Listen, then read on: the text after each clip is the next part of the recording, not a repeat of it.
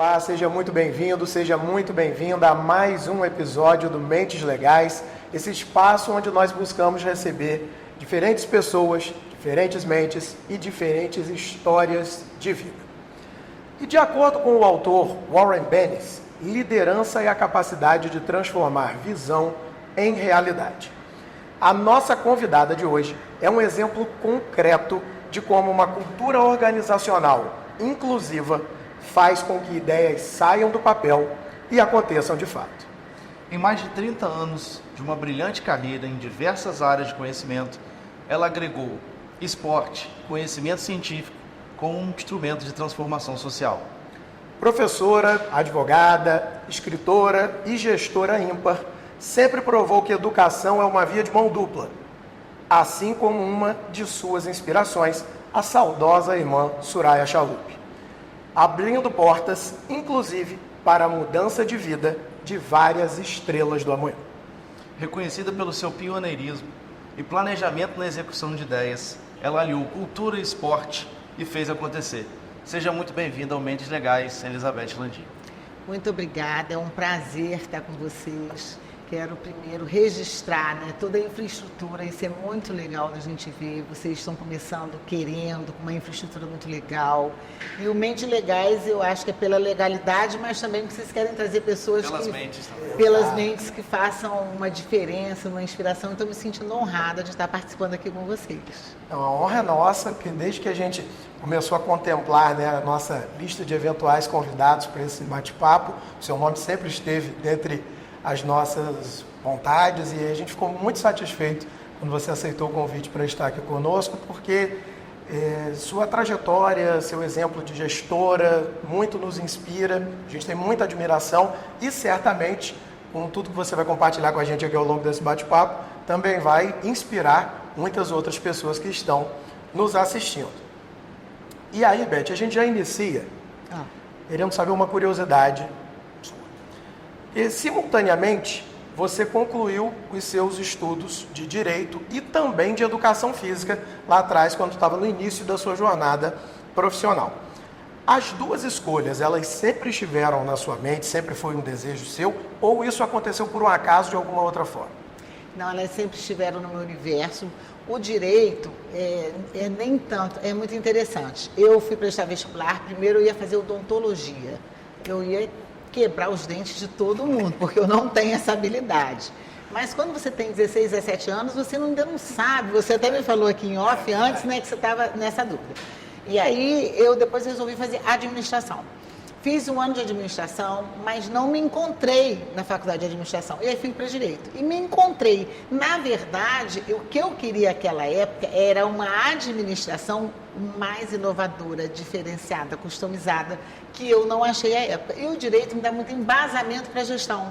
Então, eu fui. E eu sou oriunda de uma família de professores de educação física. Sim. Então, querendo ou não, isso influencia, Meu pai foi técnico da seleção estadual, de vôlei, minha mãe sempre foi professora. E eu fui atleta, Fui ou sou aposentada, mas sou. Amo esporte. Então, isso sempre esteve assim no meu radar, sempre gostei muito, me identifiquei muito. E essa questão de ser professora também estava no meu universo. Então, foram duas coisas que eu fui aliando. E depois fui chegando mais para o lado da gestão. Agora, você me permite chamar de Beth. Claro, até eu brinco. Quando me chamam de Elizabeth, eu às vezes não olho, não me identifico, porque todo mundo chama de Beth. Você bem colocou aqui que o esporte faz parte da sua trajetória, Sim. E através dessa sua trajetória, você conseguiu trazer para a nossa cidade muitos nomes, de atletas renomados no esporte. A gente queria saber assim, o que você enxerga do esporte, qual é o papel dele na sua vida, na sociedade, o que ele pode agregar num todo. O esporte, tanto na minha vida como eu acho que na vida de todo mundo que se dedica, ele traz muita disciplina. Ele traz uma coisa que eu acho fundamental. Você ganhou uma partida, você zera, você tem que começar tudo de novo. Porque você tem outras partidas. Então, eu vejo que isso aí trabalha muito a humildade. Você não pode achar que você chegou num patamar de sucesso e acabou. Nem que você vai vencer sempre. Não vai vencer sempre. Você tem que continuar aprendendo, você tem que continuar buscando, estudando. Então, o esporte traz essa coisa da coletividade, porque você sozinho não faz nada, uma dorinha não faz verão. vocês falam assim que eu sou uma boa gestora, mas é porque tem um time, é porque tem uma equipe. Eu sei o meu papel, mas a gente tem uma equipe. E isso o esporte traz muito, o esporte coletivo. E ele te desafia. Você tem dias que você não está tão bem, mesmo assim você tem que fazer a sua entrega. Então o esporte eu acho fundamental na educação de qualquer pessoa. E ele realmente traz assim valores comportamentais, emocionais, valores técnicos, profissionais, que você aplica na vida. E quando você fala que eu trouxe, olha, nós trouxemos Zico, Oscar, Hortência, Lasgrael, eu até estou com a memória um pouco ruim, mas assim, a gente trouxe mais de 10 atletas de ponta. E vou te dizer, naquela época nós trouxemos sem pagar. A escola era referência no esporte, a gente se apresentava e a gente conseguia trazer essas pessoas. Então isso também é muito bonito, porque o jovem que estava aqui nos bancos escolares, ele se identificava porque a gente trazia atletas que eram referência em termos de vida também, como pessoas, que isso é muito importante, né? Então, é muito importante você ter exemplos, ter referência, ter pessoas que te inspiram. E o esporte faz muito isso. Eu acredito que, né, a nível dessas pessoas, você trazendo aqui para dentro de uma instituição educacional, elas, sem sombra de dúvida, inspiram. E eu acredito particularmente que um outro ponto muito relevante a nível do esporte talvez seja o senso de disciplina que ele te dá, seja o esporte evidentemente coletivo ou até mesmo o individual, como artes marciais, por exemplo, mas ele, presumo eu, que te dá um senso de disciplina que valoriza, na verdade, as suas potencialidades também na sua vida profissional, na sua vida pessoal, não é? É isso. Eu estava lembrando, nós fizemos Shelda e Adriana, foram várias pessoas que vieram. Mas... Essas eram do vôlei de praia? Mas eu vejo assim, isso que você falou é crucial. O esporte individual, ele exige uma disciplina ainda maior. Não existe essa diferença, porque o coletivo também você tem que saber conviver, né? E fazer todo um treinamento tático em equipe. Então, todo ele você tem que querer, você tem que estar disciplinado, se acorda cedo, e isso envolve várias coisas, da alimentação, o seu comportamento lá fora em termos de sono, em termos de bebida, em termos de abrir mão de algumas coisas. Então, isso faz a diferença na carreira de qualquer pessoa, né? A nossa vida é feita de escolhas. Eu tenho uma frase que eu acho muito interessante, que é assim: quem carrega o balde sabe o preço de cada gota. Sabe o valor de cada gota. Então, quando você depende de você e você demanda muito esforço, muita vontade, muita disponibilidade, o atleta ele convive também com as dores, né? Ele às vezes se lesiona e ele tem que continuar fazendo entrega. Então, isso tudo agregado à vida profissional, porque nós não estamos falando dos atletas profissionais, que também fazem isso, mas para quem inspira, o esporte tem esse valor de inspirar, de tornar pessoas mais fortes. Se você terminar um jogo que você perdeu de cabeça erguida, ter que reconhecer seus pontos falhos. Eu vejo que todo o processo tem falhas. E a falha, ela é ocasionada para você melhorar um processo.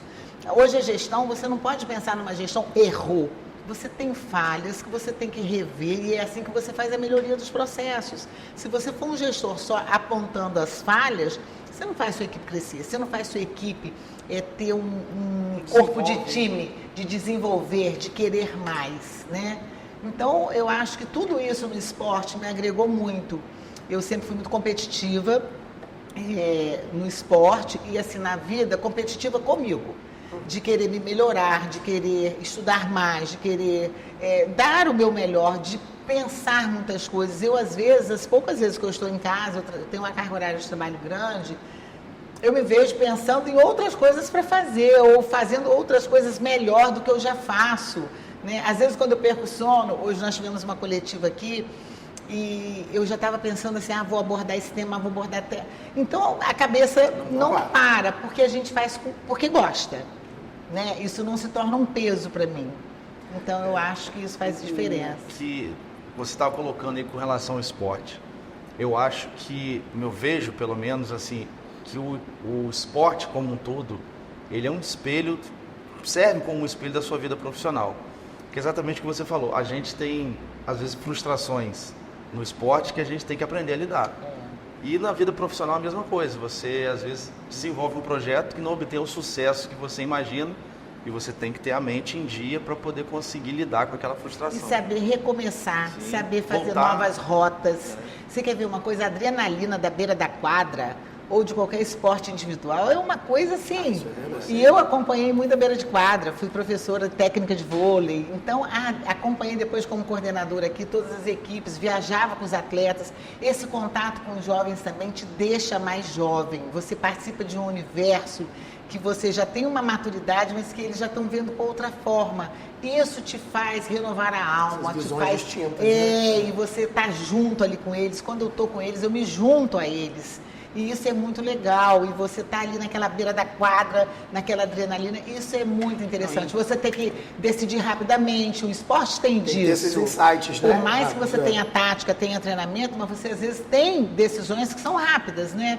Então eu acho que te prepara para muita coisa assim. Em tempos de saúde mental, o esporte também Nossa! é algo que é indispensável na vida das pessoas. É indispensável e nós estamos vivendo. O Brasil já inverteu a pirâmide. Hoje em dia nós temos mais idosos do que jovens na nossa pirâmide em termos de Brasil. E em muitos casos de saúde mental, né? Eu vejo que a internet é uma ferramenta maravilhosa, o telefone, mas para crianças é um erro, a meu ver. Desde cedo as crianças estarem Acho que manuseando. até pra gente também, se a gente não souber usar, é ruim. Tem que ter um limite, isso acelera o nosso pensamento. Ativa a nossa ansiedade. Ativa a ansiedade. E assim, tudo tem que ter um equilíbrio. Sim. Né? E eu acho que isso está chegando num ponto que as pessoas estão com a saúde mental Meio prejudicado. abalada. São vários fatores, né? É um complexo o país que a gente vive, comprar o almoço para vender o jantar, a situação econômica do país, mas nós estamos precisando, e o esporte pode ajudar muito nisso. Não, com certeza. Agora, Beth, falando de gestão, você é uma gestora reconhecida, né? Tem algum ponto nesse processo de gestão que você considera indispensável ou essencial para você conseguir manter, digamos assim, uma equipe coesa? Primeiro é saber ouvir. Eu até quando eu fiz a gestão da Secretaria de Educação, eu fui subsecretária e depois secretária, eu acho que foram 4 anos e pouco, quase 5, não me recordo bem. Você saber ouvir é muito importante, sem pré-julgamento. Você tem que ouvir vários lados da mesma moeda, porque às vezes você vai conseguir interpretações diferentes de todas elas, inclusive a sua, né? Óbvio que às vezes você tem que dar uma palavra final, você está à frente de alguma instituição, uma decisão, mas aprender a escutar, porque escutar é diferente de ouvir, né? E hoje em dia, vocês podem perceber, a moeda mais difícil hoje em dia, eu pergunto para vocês, qual é a moeda mais valorizada hoje em dia? A moeda mais valorizada hoje em dia? Economicamente, qual é a moeda? Não, economicamente. Se entenda a moeda como quiser. Estou invertendo aqui, estou perguntando para vocês. Porque a gente já estava entrando no âmbito mais psicológico, mais freudiano da questão. Já. Sim, o dólar. Qual é a moeda? A moeda é eu conseguir a atenção do outro. Sim. Porque eu conseguindo a atenção do outro, toda a parte econômica gira em torno disso. Se eu não consigo me conectar com você, se eu não consigo sua atenção, você não vai conseguir, em hipótese nenhuma, profissionalmente, êxito em nada. Acho que a primeira porta é a atenção. Vai Isso entrar a gente de qualquer pode observar, tanto do ponto de vista profissional, no sentido de remuneração, de reconhecimento, do ponto de vista de serviços voluntários, de repente. Não, e do ponto de vista de uma empresa, se você como cliente, você não consegue prestar atenção, perceber, ouvir, querer saber daquela empresa, você não deu atenção. Hoje em dia as pessoas estão perdendo atenção muito rapidamente. Você pega o celular e faz assim, tudo muito sai passando. Ou está falando com a pessoa que você está respondendo e está no celular, está dirigindo, está no celular. Então a atenção hoje é uma moeda caríssima, porque pela atenção você consegue vender um produto, seja na internet, você consegue vender sua ideia, você consegue propor a uma equipe o que você está pensando, você consegue uma equipe engajada para alguma coisa, porque se a equipe está sem atenção, está sem foco, você não vai sair do lugar. Então, eu acho que dos maiores valores de um gestor seria esse, saber ouvir, né, escutar atentamente para entrar naquele problema e dar atenção devida aos problemas de acordo com a sua proporção. E aí, numa equipe, você consegue extrair para onde você deve caminhar com a equipe e para a resolução dos problemas. Você vê que hoje é tão difícil essa questão da comunicação, de você ouvir, que até o WhatsApp, hoje você acelera o áudio. Justamente. O tempo está consumindo, assim, acho que a falta de tempo das pessoas em se comunicar, né, propriamente dito. A falta de tempo e a enxurrada de comunicação. Ou a falta de tempo também que a própria sociedade contemporânea impõe para a gente sem a gente perceber. E também é uma questão de seleção. A vida é uma questão de escolhas. Às vezes você faz escolhas que você quer e não pode. Às vezes você pode e não quer. Então é muito difícil a escolha e ela tem um preço. Mas passa por aí. As pessoas, às vezes, hoje estão sem escolher o que querem ver, né, o que querem estudar. Nós já temos países, como a Finlândia, que já proibiu até o laptop. O celular já não entra na escola, nem laptop. Está voltando para os livros. Devido à ansiedade, aceleramento, à falta de déficit de atenção que está causando nos jovens. Então, é um problema da nossa era. Sim, você vê, lá atrás, quantas pessoas morriam antes da invenção da penicilina? Muitas. Agora nós vamos ter os problemas oriundos da internet, de muitos conteúdos. O excesso de informação. O excesso de conteúdo, o excesso de conteúdos que não vão fazer nada, só vai encher aquele HD nosso, né? Então isso também é um problema hoje em dia. A gente sempre costuma ouvir, né, que a diferença às vezes do remédio para o veneno é a dose. E é uma qualidade e um problema ao mesmo tempo, essa questão da democratização, digamos assim, da informação, da exposição, tanto que o Humberto Eco mesmo, né, criticava, que ele falava que a internet deu voz a pessoas que anteriormente não seriam ouvidas. E isso sempre vai ter o seu benefício ou o seu malefício a depender da dosagem que você dá a esse tipo de coisa. Às vezes a gente volta para a educação das famílias, né? Um processo educacional que é a inversão de valores. Sim. Né? Se eu te perguntar para um aluno quantos livros você leu esse mês, talvez muitos respondam que nenhum. Né? Eu tenho lá na minha cabeceira, eu tenho dos variados. Eu gosto muito de um romance, eu gosto de clássico, eu leio alguma coisa sobre a gestão e estou lendo agora a Ana Beatriz Mentes Ansiosas, que é uma leitura até muito gostosa. Então, eu vou trocando ali, mas é um hábito que você pega. Se você não tem esse hábito, a maioria das pessoas fazem o quê? Vai com o telefone. Sim. Ou a televisão. E essa, inclusive, Léo, seria até uma última pergunta que a gente faria, mas como aqui já é um bate-papo que a gente já entrou, tem um roteiro, a gente pode inverter. Eu ia até falar, entrando nesse assunto de leitura, eu sempre tive o costume de ler, sempre gostei de ler, né? Antigamente parece que eu sou muito velho, mas não. Acho que há 10 anos atrás a gente não tinha esse avanço do telefone, né? E eu sempre lia antes de dormir. E aquilo ali era um remédio. Eu lia e aquele vai sono, vai acalmando, né? E você vai construindo a história na sua mente e aquilo te desliga do mundo externo, né? E aí depois que a gente gravou um bate-papo desse com o doutor Alexandre Câmara, eu tive a curiosidade de ler Machado de Assis, que foi uma recomendação dele. E assim, estou me surpreendendo muito positivamente. Na faculdade, no ensino médio, a gente sempre lê. Era matéria da escola ler. Isso que a gente ia falar. Você tem algum livro que você acha que todo mundo deveria ler? Olha, eu sou péssima de nome. Tem problema de memória. Ou um autor que todo mundo deveria ler. Eu gosto muito de clássicos como essa de Queiroz, gosto muito Machado de Assis, né? Na área assim, de gestão, eu tenho vários autores americanos que eu estudo, Philip Crowder, a gente vai fazendo, mas assim, eu não me prendo muito a isso, não. Eu gosto de ir na livraria, né? E fico ali, olho. Às vezes a gente tem indicação de palestrantes e a gente vai buscando aquele livro. Às vezes, quando é livro profissional, eu às vezes não leio o livro todo, pego as partes que mais me interessam, né? O romance não, eu gosto de ir lendo, forma, né? Você mencionou essa de Queiroz, eu me lembrei que os Maias, por exemplo, eu li 2 vezes. E gosto também de, assim, de entrar naquela história, sabe? Mas esse é o bacana do livro. É muito gostoso.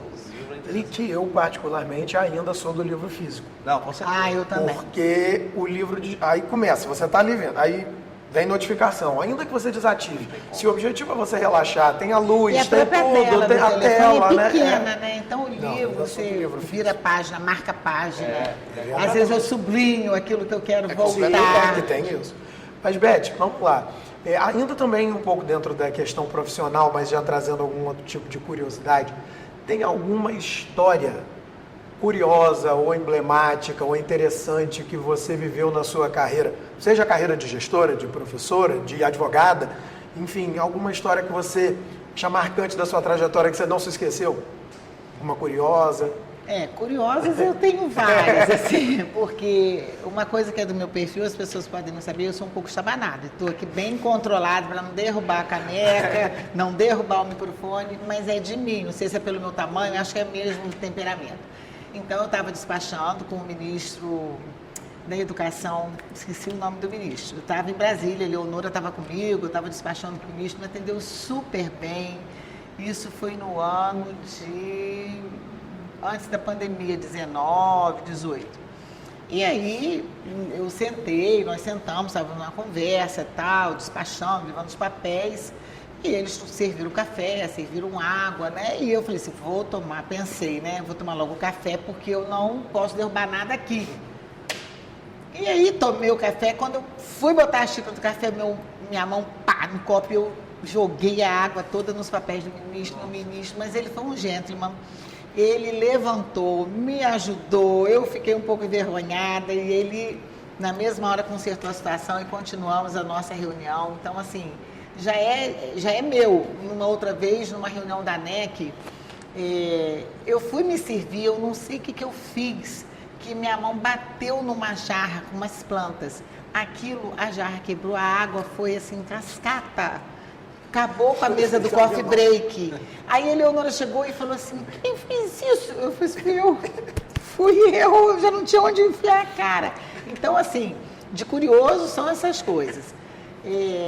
Na questão do esporte, a gente já viveu muitas emoções, desde brincar com um funcionário aqui que guardava material, e eu era sempre sou muito brincalhona. E aí nós chamávamos, Milton, pega um negócio lá, e aí ele entrava, a gente fechou a porta do ônibus lá embaixo no bagageiro e ele batendo para sair. Uma outra vez os alunos e os técnicos pegaram ele, agarraram para poder pintar o cabelo dele. E ele, chama a Beth. Eu cheguei, Beth, olha o que eles estão querendo fazer comigo que vocês não fizeram ainda. É para pintar o cabelo. Então eu assim sempre entrava nas brincadeiras deles, nas ondas. Lá em Mato Grosso nós descemos uma corredeira de rio, os alunos me jogaram dentro d'água, um frio danado. E a gente, então eu sempre fui assim sempre gostava de participar, de brincar, de estar junto assim. Então, de história assim curiosa, eu acho que é mais por aí. Beth, agora queria que a gente estava conversando antes de começar que a gente tinha muito interesse em conhecer mais do projeto Estrelas da Manhã. Você falasse um pouquinho desse projeto. Um projeto que já há mais de 25 anos atende. Se eu pudesse falar. Esse projeto foi uma idealização minha. Eu trabalhei nele como voluntária, eu acho que uns 19, 18 anos, por aí, ou 17. E Irmã Soraya acolheu. E foi um projeto que eu iniciei até com as crianças de prefeitura. E depois nós abrimos aqui para todas as crianças que tivessem perfil. E ele, através do esporte, individuais, dança, coletivo e também de aulas assim de espiritualidade, um combo, né? De formação. Essas crianças vêm até hoje aqui no Auxiliadora 2 a 3 vezes por semana participar dessas atividades. E muitos depois participam da equipe da escola, vêm estudar aqui, já estudam na faculdade, já estão formados. Então, é assim, já temos professores oriundos do projeto que dão aula na faculdade. Então, assim, é uma alegria muito grande você ver que é só você oportunizar. Exato. Oportunizou. Nós brasileiros, assim, nós somos um povo de muita habilidade, de muitas competências, então a gente vai. Então as pessoas precisam disso.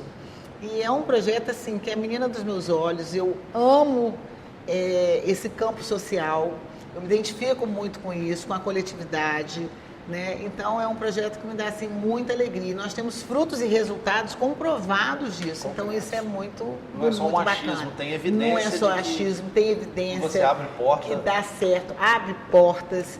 E, como eu te disse, a gente já tem professores dando aula aqui na faculdade oriundos do projeto. Então isso sim é maravilhoso. Isso é deve muito ser um sentimento de realização pessoal também muito, muito grande, né? Muito intenso, né? Eu fico muito feliz. Você falando de uma história curiosa, agora eu lembrei de uma outra história curiosa ligada assim, ao social. Então, quando eu casei, eu comecei morando ali na Alberto Torres, ali no Parque Leopoldina. E quando eu vinha trazer minhas filhas gêmeas para a escola, Juliana e Rafaela, e depois Carolina, eu sempre passava ali na Rua Gil de Góes, no início ali, e vinha deixar aqui no auxiliador. E tinha sempre um mendigo sentado no chão. E aí nós passamos por uns 3 anos, 4 anos, trazendo todo dia um prato de comida para aquela pessoa, que a gente apelidou de baiano. Ele não sabia falar o nome, falava que era baiano, e baiano, todo dia eu parava, deixava o prato de comida e ia. Um certo dia, baiano sumiu dali. Nunca mais a gente encontrou. Não vimos baiano, procuramos baiano, não achamos. 2 anos depois, meu marido vem da fazenda e fala assim, sabe quem que eu achei na estrada da fazenda? Ele falou assim, não tem nem, né, não estava ligando nada. Baiano. Eu falei assim, como? Como que ele foi parar lá? Um lugar totalmente distante, o município de São Francisco, ali descendo da Lapa, indo para Gargaú. E aí, eu falei assim, e aí você fez o quê? Ele disse, não, peguei e coloquei lá no coreto da praça, né? E aí a nossa funcionária dava alimentação todo dia. Aí o pessoal começou a reclamar, porque realmente ele morava na rua, e às vezes urinava, e mau cheiro. Eu fui e falei assim, não, vamos botar baiano lá em casa. Botamos lá, num quarto que a gente tinha, nós temos uns quartos lá fora, com banheiro, tudo direitinho, e a funcionária dava alimentação. Baiano ficou doente. Trouxe baianos para os plantadores, internei baiano, acompanhei baiano, levava baiano para a fazenda. Baiano faleceu. Enterrei baiano, sem nem saber o nome de baiano. Fiz o velório de baiano, enterrei baiano. Nossa. Então, quando a gente fala de social, eu acho que isso é muito meu. Eu tenho essa ligação de fazer alguma coisa pelas pessoas. Eu acho que é uma obrigação a gente contribuir de alguma forma. Muito representativo. E aí essa história, assim, a gente adorava baiano. E você vê que eu não sabia nem o nome de baiano, como até hoje eu não sei. Ele foi enterrado como indigente, nós fizemos todo o tratamento dele, ele era muito amável, era pequenininho. E assim, é isso que me liga, sabe? É a vida. Eu acho que eu sou uma pessoa muito afetiva. E aí o campo social me atrai muito, porque eu acho que você tem como mudar a vida de várias pessoas. E nós temos responsabilidade de, pelo menos, tocar a vida de alguém, fazer diferente a vida de alguém. É por isso que eu dei origem a esses projetos, é por isso que o esporte sempre me ajudou muito. E seguindo a linha disso que você trouxe, né, essa história que você compartilhou, que é muito representativa, qual é o papel da fé na sua vida? Você acha que a fé, você acredita que ela também é um instrumento de elevação da nossa vida profissional, inclusive? Sem dúvida, eu sou uma pessoa que eu acredito, confio e vou. Mas eu me vejo como uma pessoa que tem que melhorar ainda muito na fé. Eu me vejo como uma pessoa que tem que estar mais elevada, estudar mais, ou ter um tempo maior para isso. Eu me cobro um pouco isso, mas eu sou uma pessoa que eu acredito. E quando os projetos vai dar certo, eu acredito e vou. Entendeu? Eu tenho essa fé em Deus que quando você trabalha com a verdade, quando você trabalha duro, quando você produz, quando você planejou e pensou, óbvio que vão ocorrer falhas, mas você tem que acreditar. Você tem que acreditar no ser superior, você tem que acreditar nas pessoas, você tem que acreditar na boa fé das pessoas também, né? E eu entendo que a fé, ela é uma coisa assim que une muito, porque não é sobre religião. Sim, sim. Religião é a crer, que né? melhor te leva a Deus, a que te deixa mais confortável. Essa é a melhor religião para mim. Cada um escolhe a sua. Mas você acreditar, você ter fé, você estar ali, sabe, entrega. Tem uma outra história, eu estava com uma amiga vindo de Madrid, nós éramos 3, do doutorado.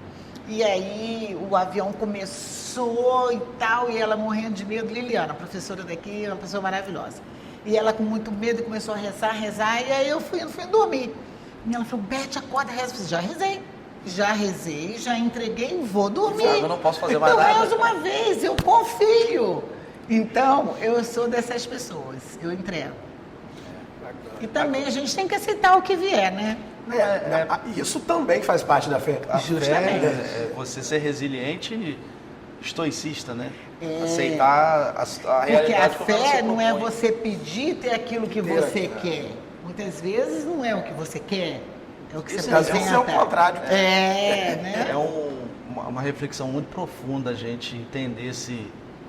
É muito bonito, É muito né? bonito, mas ao mesmo tempo é muito profundo porque... E é interessante que em alguns momentos diferenciados, tem horas que te tocam de uma forma tão, assim, Evidente, né? evidente. Tem Você coisas que sente, acontecem que você não tem como atribuir a outra situação senão a resposta da sua fé, independentemente do credo, né? Mas eu acho que é importante a pessoa crer em algo que ela possa se fortalecer, exatamente. Eu sou uma pessoa que gosta de rezar o terço, só assim, quando eu vou dormir, rezo do meu jeito.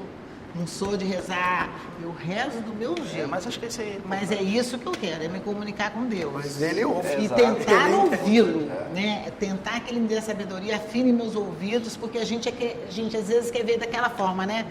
Mas às vezes não é daquela Mostrar forma. outra realidade. Agora, você falou de Madrid.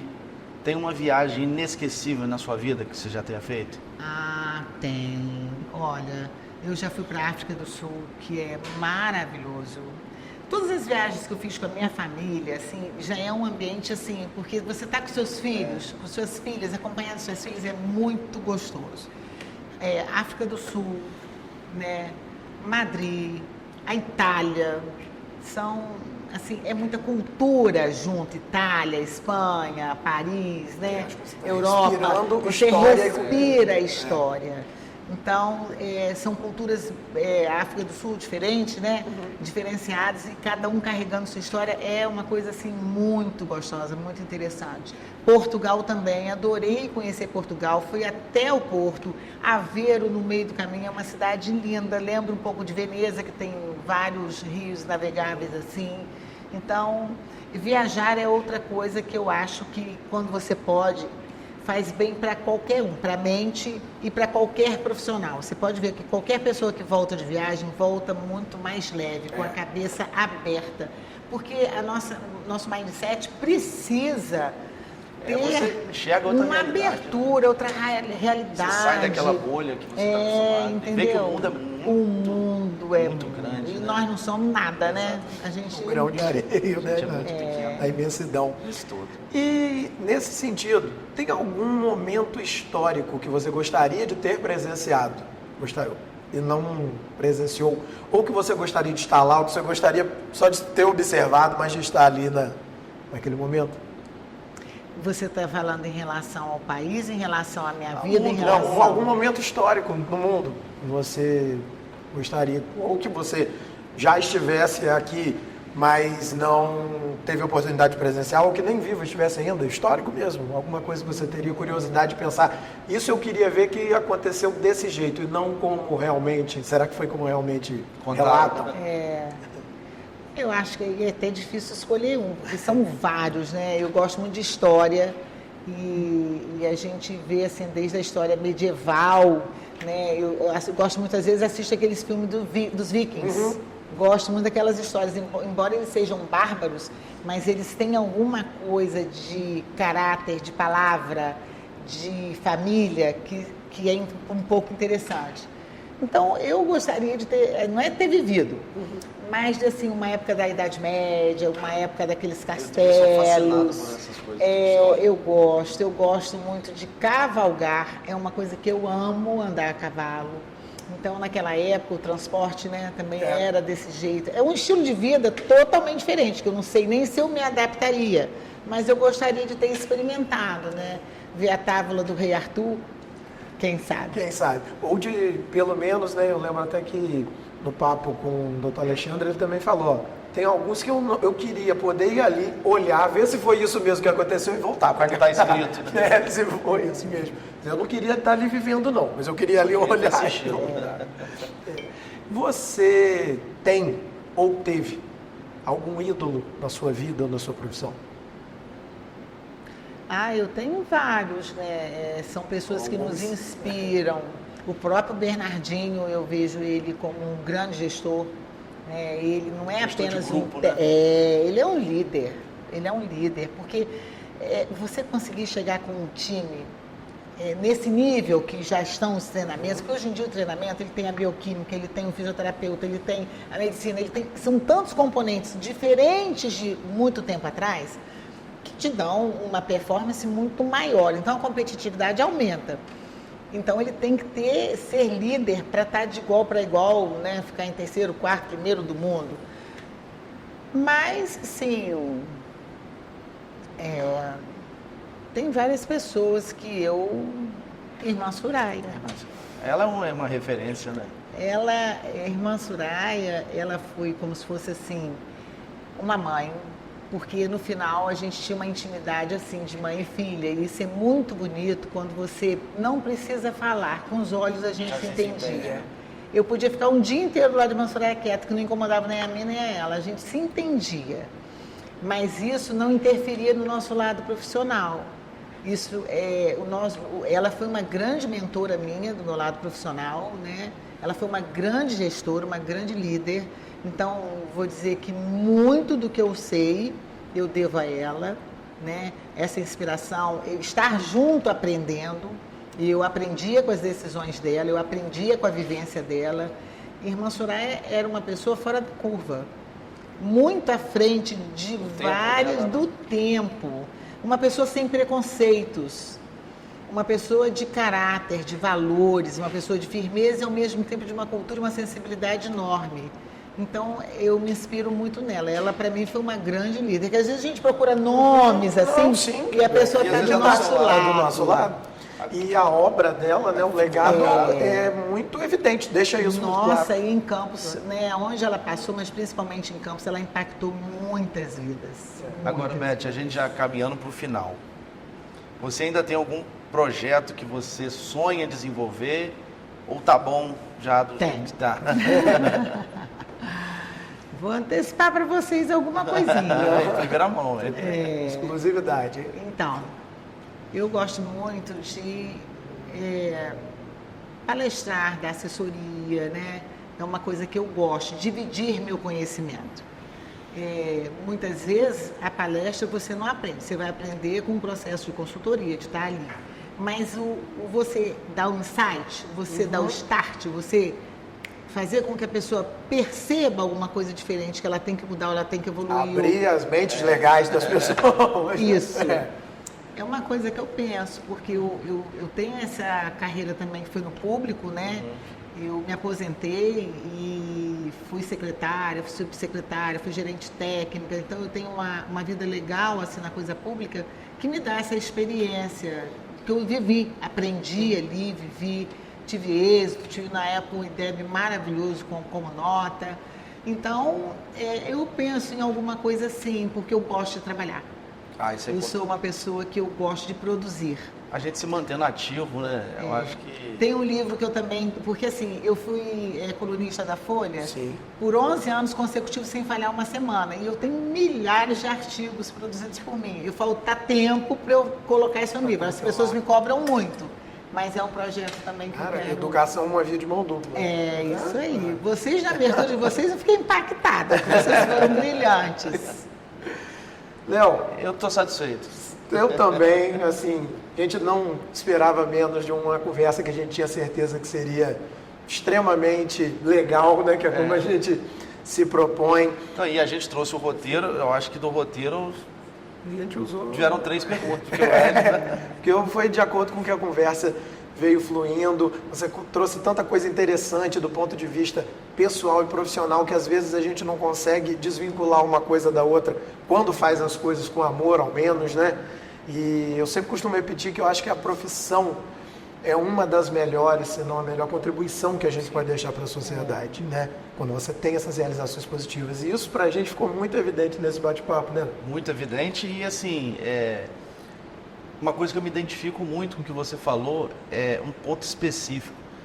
Um povo em geral, mas eu acho que o brasileiro ele precisa compreender que quando você abre porta, você dá uma oportunidade, a probabilidade de que as pessoas entrem e tenham sucesso de dar certo é muito grande. Então, isso que você falou, assim, é uma coisa que eu creio também, mas que às vezes no imaginário das pessoas não está muito evidente, né? Mas para mim foi o ponto crucial desse todo o trabalho social que você faz, abrir porta, dar oportunidade, de extrema importância. E nós temos que acreditar que é possível abrir portas. Não precisa estar numa instituição para abrir portas. Eu te dei o caso do baiano. Sim. Então, cada um pode abrir porta para alguém ou para grupos. Então, E de formas distintas, né? No nós micro, no temos macro, que mas acreditar, nós temos que amolecer um pouquinho nosso coração para enxergar um pouco o outro.